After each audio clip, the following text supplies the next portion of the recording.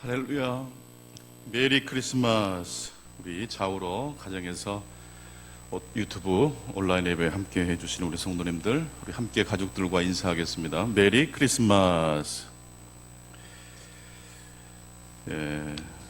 예수님의 성탄을 맞이하여 온 누리에 하나님의 평화가 가득하기를 기도합니다. 올 한 해 우리는 코로나19로 인하여 많은 것을 잃었습니다. 모든 것이 멈추어 버렸고 머뭇머뭇거리게 되었습니다. 속히 다시 옛날로 돌아갔으면 좋겠습니다. 하지만 그리스도를 얻은 사람은 아무것도 잃지 않는다라고 사무엘 루도포들은 말했습니다. 예수를 잃어버리는 것이 사실 가장 큰 손실이라는 말씀입니다. 모든 것을 다 잃어버려도 예수 그리스도만 붙들면 살 수 있다는 말씀이기도 합니다. 누가복음 2장 7절 말씀을 보게 되면 첫 아들을 낳아 강보로 싸서 구유에 누웠으니 이는 여관에 있을 곳이 없음이로라 라고 말씀하고 있습니다. 전능하신 하나님은 왜 가축들의 오물 냄새가 진동하고 찬바람이 불어오는 마국간에서 당신의 아들을 태어나게 하셨을까요? 왕궁의 요람이 아닌 짐승의 여물통에 왜 독생자 예수 그리스도를 눕히셨을까요? 그 이유는 절망에 빠진 수많은 사람들과 하나가 되기 위해서이고 고통받는 영혼들을 구원하시기 위함입니다. 예수님은 불쌍한 영혼들과 하나가 되기 위해서 말구유에 태어나셨습니다. 다시 누가복음 2장 7절 말씀을 읽도록 하겠습니다. 첫 아들을 낳아 강보로 싸서 구유 위에 누웠으니 이는 여관에 있을 곳이 없음이로라. 누가복음은 아기 예수님이 마국간에 태어난 것이 베들레헴에 여관이 없었다라고 말씀하고 있습니다. 그들이 들어가 머물 여관방이 없었습니다. 여관이란 말로 표현된 이 언어는 카타루미입니다. 카타루미. 본래 이것은 여관으로 번역됐지만 원래 의미는 손님방, 사랑방을 의미합니다. 상업적인 여관을 표현할 때는 판토게이온이라는 단어를 씁니다. 카타룸이라는 이 단어는 여관이라는 뜻보다는 사랑방, 사랑채, 손님방을 의미합니다. 그렇다면 베들레헴에 예수님께서 머물 누일 여관방이 없었다는 것은 더 정확히 말하면 베들레헴 주민들이 예수님이 태어나실 그 자리, 마리아와 요셉이 머물 사랑방을 내어주지 않았다는 말입니다. 300명 정도 사는 마을에서 마리아와 요셉 그리고 아기 예수님께 사랑방을 내어주는 집이 없었습니다. 사랑방이 없었기 때문에 사랑방을 내주지 않았다는 말보다는 만삭이 되어 곧 아기를 낳게 될 마리아를 위해 자신들의 방을 내어줄 마음이 없었다는 의미이기도 합니다. 오리게네스는 그런 말을 했습니다. 예수님이 마리아에게서 태어났더라도 우리 마음 안에 태어나지 않는다면 무슨 소용이 있겠는가? 모든 것은 마음입니다. 마음을 다하고 뜻을 다하고 성품을 다하여 주 너의 하나님을 사랑하라고 하셨습니다. 마음이 있으면 모든 것이 다 가능해집니다. 마음이 없으면 우리의 삶은 우리의 마음의 문은 닫아지기 마련입니다. 어떤 분은 또 내가 예수님께 내어줄 방은 있지만 그 방이 너무 누추해서 더러워서 감히 예수님을 맞이하기가 합당치 않습니다라고 생각하시는 분도 계실는지 모르겠습니다. 하지만 나는 죄인입니다. 제 마음은 너무 어둡고 탁해서 악마의 속을 같습니다. 그런 제가 아기 예수님을 어떻게 모실 수 있겠습니까? 라고 고백한다면, 만일 그런 생각을 가지고 계신 분들이라면 사실 바로 그 어둡고 부족한 자리가 아기 예수님이 태어날 자리임을 깨달으실 수 있기를 바랍니다. 왜냐하면 예수님은 말 구유에 태어나셨기 때문입니다. 깨끗한 마음을 준비한 다음에 예수님을 환영하겠다라고 하는 것은 영원히 불가능한 것이 되고 말 것입니다. 우리는 죄인이기 때문에 그렇습니다. 오늘 이 시간 우리의 마음을 활짝 여시고 아기 예수님이 들어오실 수 있는 우리의 마음이 되실 수 있기를 바랍니다. 천사 가브리엘이 마리아에게 찾아와서 아기 예수님을 잉태할 소식을 전해 주었습니다. 이때 마리아의 첫 번째 반응은 두려움이었다고 말했습니다. 그 두려워한 이유는 다른 것이 아닙니다. 율법에 의하면 결혼하지 아니한 사람이 임시를 하게 되게 되면 돌에 맞아 죽도록 되어 있습니다. 이때 마리아는 요셉과 정혼을 했지만 결혼까지는 하지 않았습니다. 그녀의 옳고 그름을 판단하는 그 분별력이 천사를 통해서 아기 예수님이 마리아의 삶 속에 들어온다는 이야기를 듣고 두렵게 했던 것입니다. 기쁘고 슬프고 두렵다는 것은 판단 기준이 있다는 뜻 아니겠습니까? 결혼하지 않은 자가 임신을 하면 돌에 맞아 죽습니다. 하지만 결국 마리아는 주의 종이오니 말씀대로 내게 이루어지기 원합니다 라고 고백을 합니다. 두려웠지만 말씀을 의지하여 순종한 것입니다. 옳고 그름을 분별하는 것으로 끝내지 않고 그녀는 하나님의 말씀과 성령을 의지했습니다. 성도 여러분, 옳고 그름을 분별하는 것, 선악을 분별하는 것은 굉장히 중요한 일입니다. 하지만 옳고 그름을 분별하는 것은 최선의 무기가 아니고 어떤 무기일까요? 차선의 무기입니다. 우리 신자에게 하나님께서 주시는 최선의 무기는 말씀과 성령을 의지하는 것입니다. 나는 여러분들이 옳고 그름을 분별하는 것을 뛰어넘어 하나님의 역사, 하나님의 성령의 역사, 말씀의 역사를 붙들고 순종하며 나아가실 수 있기를 축원합니다. 예수님은 베들레헴 말구유에서 태어나셨습니다. 이것은 하나님의 말씀입니다. 그 말구유가 마리아의 마음이고 오늘 우리의 마음이 되어야 합니다. 더럽고 추악한 마음이지만 우리가 예수님께 우리의 마음을 열면 되는 것입니다. 마음이 중요합니다. 형편과 처지는 그렇게 중요하지 않습니다. 말구유면 됩니다. 더러워도 괜찮습니다. 누추해도 괜찮습니다. 있는 그대로 마음을 주님께 드리는 것이 중요합니다. 마리아의 순종으로 예수님이 이 땅에 오셨습니다. 말구유는 마리아의 순종을 의미합니다. 그리고 마리아의 순종은 곧 누구의 순종을 의미할까요? 마리아와 청혼한, 그리고 호적을 하기 위해서 다윗의 동료로 마리아를 함께 동행하고 옆에서 케어해 줬던 이 마리아의 남편 누굽니까? 요셉이 있습니다. 마리아의 순종이 가능할 수 있었던 것은 누구의 협조가 있었기 때문일까요? 남편 요셉의 신실한 믿음이 있었기 때문입니다. 마리아의 순종은 곧 요셉의 순종이기도 합니다. 오늘 신약의 본문을 보게 되면 만삭되어 이제 곧 아이를 출산하게 될 마리아 옆에 누가 있습니까? 베들레헴 사람은 도와주는 사람 없어요. 하지만 누구는 옆에서 지금 동행해주고 있어요? 남편 요셉입니다. 마리아의 순종만큼이나 아기 예수님의 탄생을 위해 꼭 필요한 사람이 바로 요셉입니다. 천사의 메시지를 받아들인 마리아를 요셉은 서둘러 아내로 맞이했습니다. 요셉의 순종으로 말미암아 아기 예수님은 다윗의 가문으로 태어날 수 있었습니다. 엄청난 하나님의 말씀 앞에 마리아가 예라고 응답했던 것처럼 요셉도 그에 걸맞은 신앙으로 예라고 응답했던 것입니다. 마리아와 요셉의 무조건적인 순종이 있었기 때문에 아기 예수님이 이 땅에 오실 수 있었습니다. 성도 여러분, 마리아가 걸어갔던 길, 요셉이 마리아의 순종에 걸맞은 또 다른 순종으로 마리아를 돕고 그리스도를 영원하게 했던 것처럼 우리의 삶의 형편과 처지를 따라서 우리의 순종을 통해서 하나님의 일이, 하나님의 역사가 이루어지기를 축원합니다.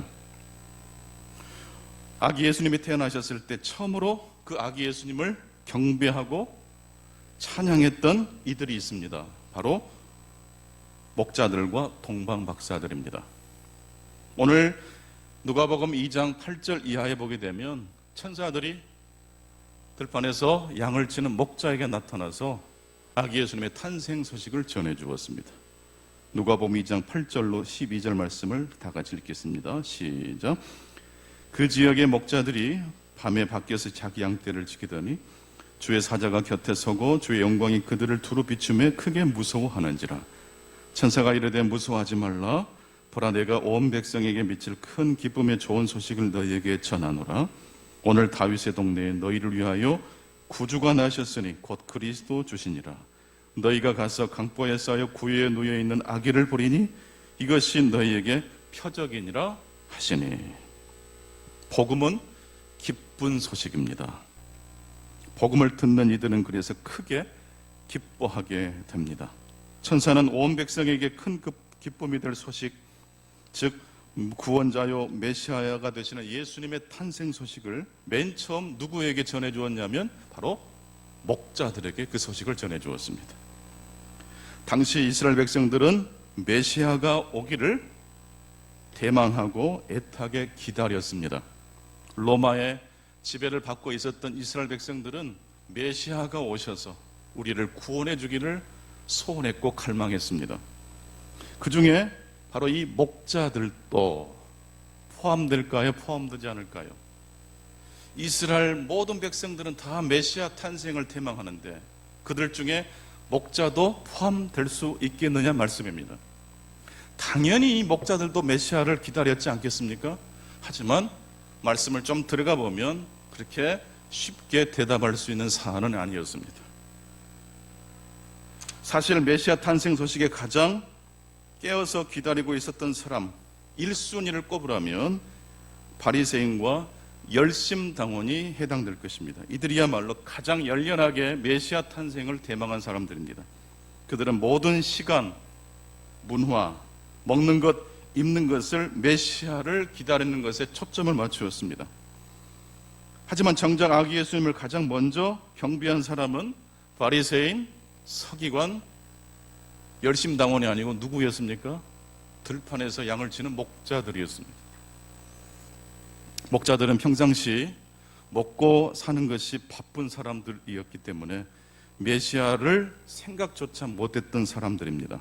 이들이 한번 양떼를 몰고 들판으로 나가면 안식일은 제대로 지킬 수가 없었습니다. 그래서 그들을 가리켜서 유대인들은 죄인이라고 간주했습니다. 안식일을 지키지 못한 사람은 죄인이잖아요. 또한 목자들은 직업상 정결예법을 제대로 지키지 못했습니다. 가끔씩 양들이 맹수에 의해서 물리게 되지 않습니까? 그래서 피를 만질 수밖에 없고 부정한 것을 손을 댈 수밖에 없어요. 안식일도 제대로 지키지 못하고 정결예법도 제대로 지키지 못했던 불결한 사람이 누굽니까? 목자들입니다. 그래서 그들은 메시아를 대망하는 사람들 중에 포함됩니까? 안 됩니까? 다른 사람들은 아예 쟤들은 안 돼 라고 말했을 뿐만 아니라 본인들 역시 우리 같은 사람이, 우리 같이 모자라고 짜잔한 사람들이 어찌 감히 메시아를 대망할 수 있는 사람에 들어갈 수 있겠는가? 목자들은 사실 말구유와 같은 존재들이었습니다. 안식일도 지킬 수 없었고 정결예법도 지키지 못했던 목자들이야말로 사실은 멸시의 대상이었습니다. 그렇다면 왜 목자들에게 가장 먼저 아기 예수님을 경배할 영광이 주어졌을까요? 그 이유는 죄 많고 가난하고 소외된 인간들에게 가장 먼저 하나님의 복음이 선포되고 있다는 것을 말씀하시기 위함입니다. 예수님은 누구를 만나든지 그 사람의 얼굴을 보셨습니다. 그 사람의 죄, 그 사람의 현실을 보기 전에 예수님은 그들의 무엇을 보았다고요? 얼굴을 보셨습니다. 여러분, 얼굴을 보는 것이 쉬울까요? 어려울까요? 우리가 만나는 사람들 다 얼굴을 보면서 악수도 하고 인사도 하지 않습니까? 근데 정작 우리가 아무리 얼굴을 마주쳐도 그 사람과 마주하는 것은 결코 쉽지 않다고 합니다. 정말 그 사람의 얼굴을 보려면 내가 있는 위치에서 더 밑으로 내려갈 때 비로소 그 사람의 얼굴을 볼 수가 있기 때문이랍니다. 부모가 자녀의 얼굴을 보려면 자녀들이 있는 곳까지 내려가야 됩니다.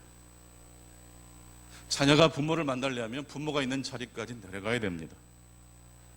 동료와 동료 사이에 만남이 이루어지려면 자기 입장에서 자기가 있는 위치에서 꼼짝달싹하지 않는다면 5번을 만나든지 5씩을 만나든지 그 사람의 만남은 실제적으로 겉도는 만남이 될 수밖에 없습니다.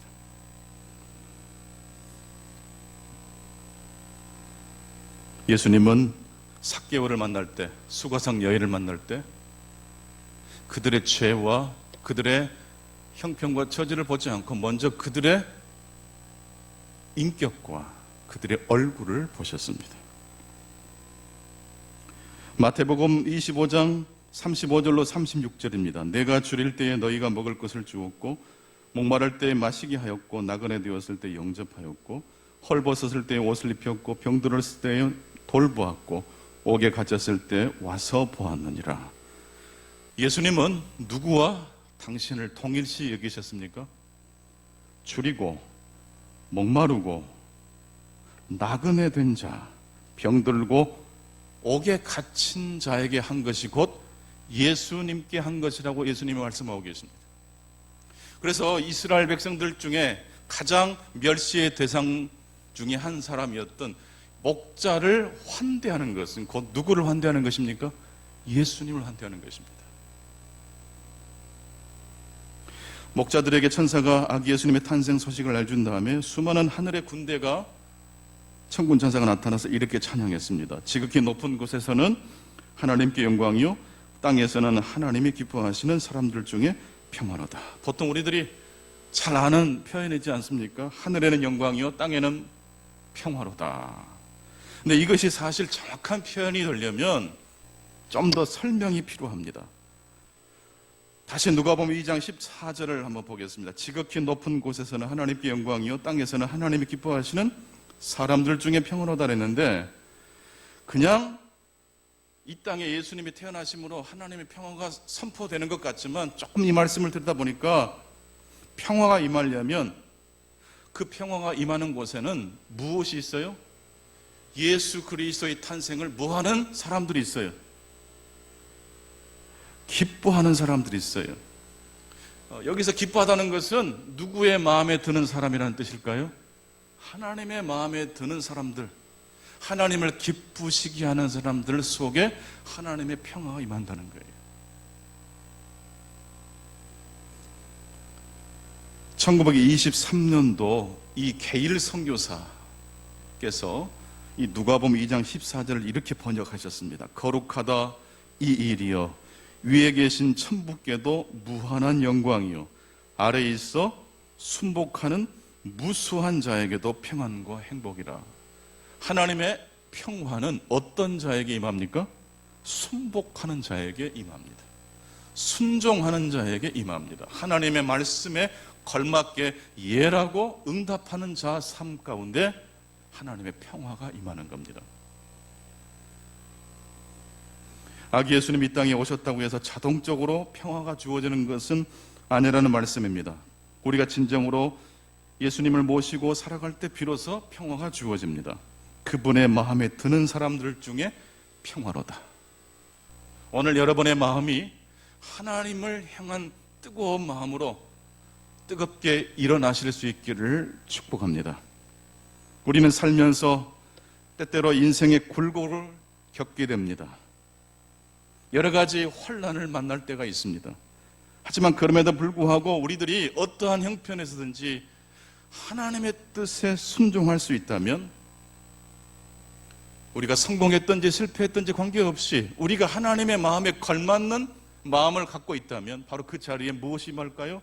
하나님의 평화가 임할 줄로 믿습니다. 그 평화는 세상이 빼앗아갈 수 없는 평화입니다.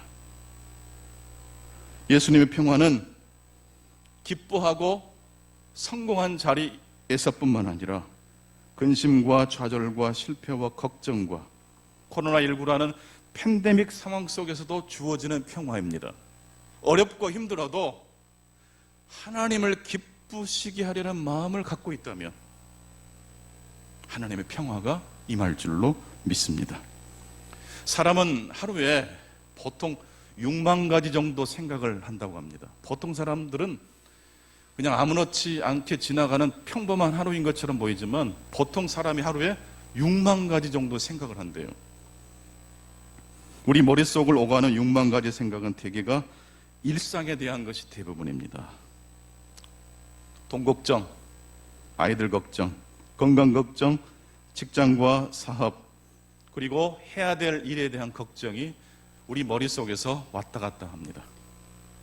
아침에 눈을 떠서 저녁에 잠자리에 들 때까지 우리 머릿속은 이러한 생각들로 가득 차 있습니다.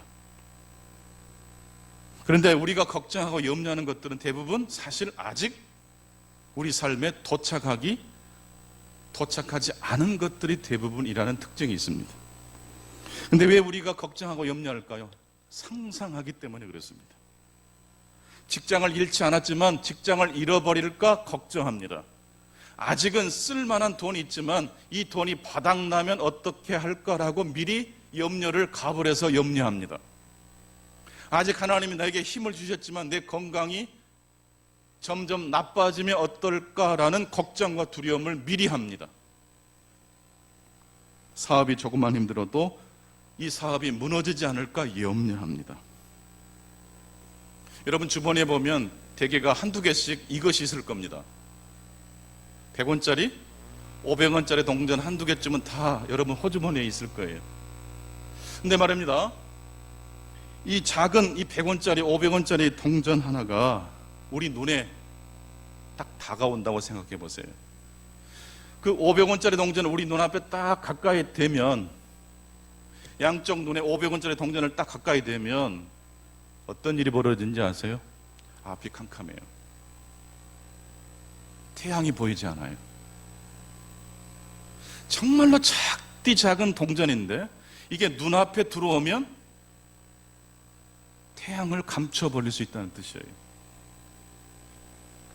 아무리 작은 근심일지라도 500원짜리만한 작은 근심일지라도 그것이 우리의 시선에 고정이 되면 참빛 되시는 예수님을 보지 못하게 할 수 있다는 뜻이에요.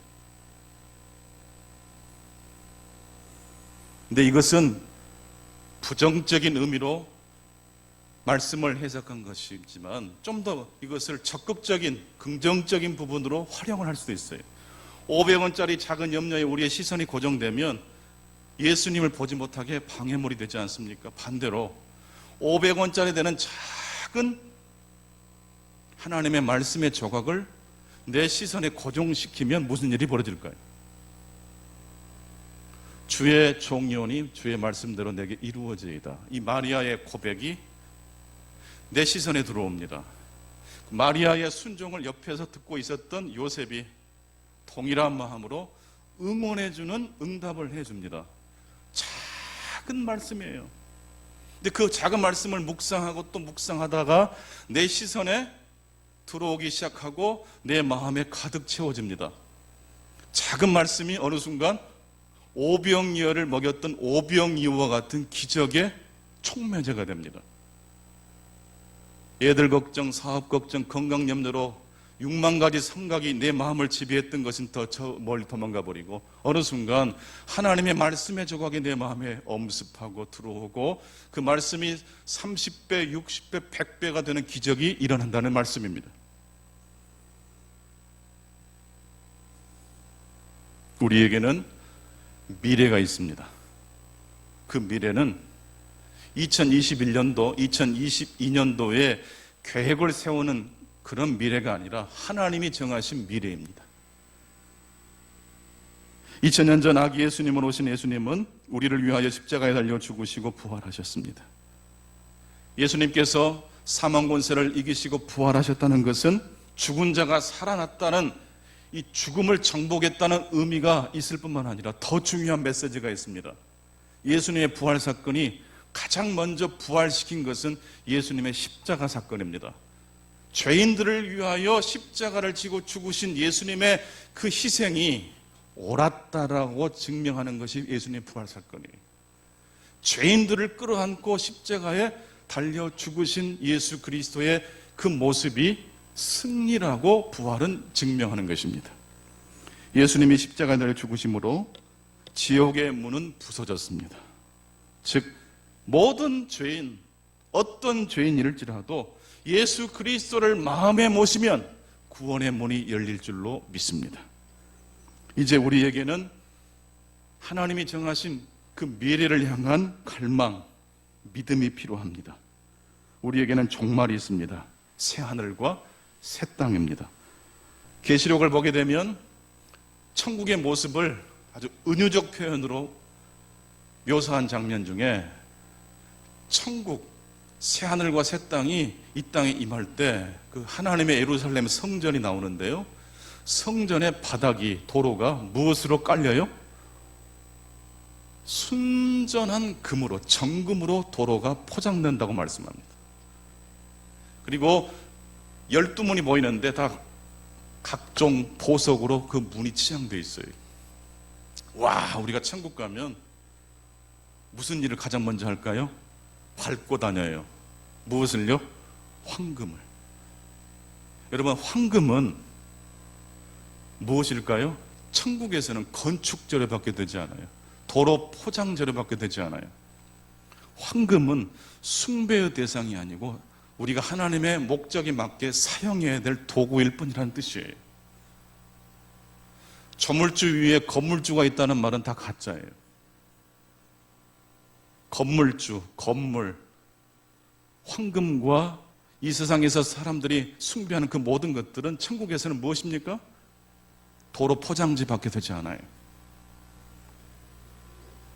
하나님의 나라, 하나님의 미래를 향해서 오늘 또 우리의 근심이 변하여 기쁨으로, 우리의 슬픔이 변하여 소망으로 바뀌어주실 수 있기를 축원합니다. 하나님의 마음에 걸맞는 2020년도 성탄절 예배가 되실 수 있기를 축원합니다. 하나님의 평강과 축복이 우리 모든 성도님들에게 함께 하시기를 축복합니다. 기도하겠습니다. 아기 예수님은 이 땅에 오신 성탄절을 맞이하여 예수님이 나셨고 누우셨던 말구유처럼 저희들 역시 더럽고 추악한 마음이지만 예수님을 환영하고 예수님을 내 마음속에 모실 수 있게 해 주시옵소서. 이스라엘 백성들은 메시아를 대망했지만 들판에서 양을 치던 목자는 예외였습니다. 그들은 부정한 사람이었고 안식일을 지키지 못하는 죄인들이었기 때문입니다. 하지만 아기 예수님의 탄생 소식을 가장 먼저 듣고 아기 예수님을 경배했던 사람은 목자들이었습니다. 오늘 예수 그리스도의 탄생을 가장 먼저 축하했던 목자의 이야기가 오늘 우리의 시선에 고정되게 해주셔서 그 말씀이 우리의 상상력을 촉발하게 하시고 그 말씀과 함께 마리아처럼 요셉처럼 목자들처럼 아기 예수님을 향하여 우리의 삶 속에서 아멘으로 순종하며 살아나갈 수 있도록 도와주시옵소서. 오늘 또 유튜브 온라인 예배로 참여하시는 중공의 모든 성도님들의 가정을 축복하시고 우리의 미래가 하나님의 정하신 미래임을 알고 이 땅에서 겪는 슬픔과 희노애락을 뛰어넘어 영원한 본향을 향한 갈망이 더 크게 우리의 마음을 차지할 수 있도록 축복해 주시고 그 미래를 묵상하면서 오늘 우리의 삶에서 필요한 것들에 대하여 결단하고 순종하고 나보다 다른 사람을 낫게 여기고 무릇 남에게 대접받고자 하는 대로 남을 먼저 대접할 수 있는 황금률을 이루어가는 순종하는 충공의 모든 성도님들 다 되실 수 있도록 도와주시옵소서. 지금도 방역 일선에서 수고하시는 의료인들과 우리 공무원들과 이 팬데믹 상황 속에서 사회적 거리두기를 내 이웃을 위해서 희생하는 마음으로 협력하고 계시는 모든 대한민국 국민들과 전 세계 모든 이들 가운데 하나님 평화로 임하여 주옵소서. 예수 그리스도 이름으로 기도하옵나이다. 아멘.